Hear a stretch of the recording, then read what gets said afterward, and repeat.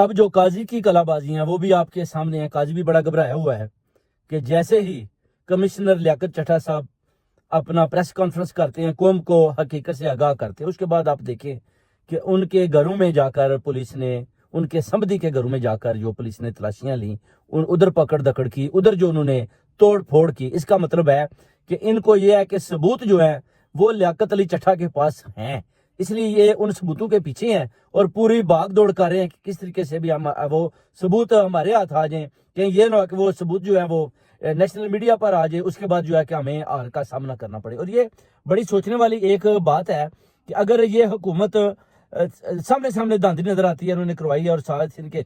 جو اپنا دارے بھی ملے ہوئے ہیں، تو پھر یہ بار بار اگر سمجھتے ہیں کہ لیاقت علی چٹھا صاحب جھوٹ بول رہے ہیں، پھر ان کے گھروں میں، ان کے سمجھی کے گھروں میں جانے کی کون سی ضرورت ہے؟ پھر یہ کہتے ہیں جی وہ جی ذہنی بیمار ہیں، جی وہ سکھ ہیں، وہ 30 سال سے تو وہ اپنا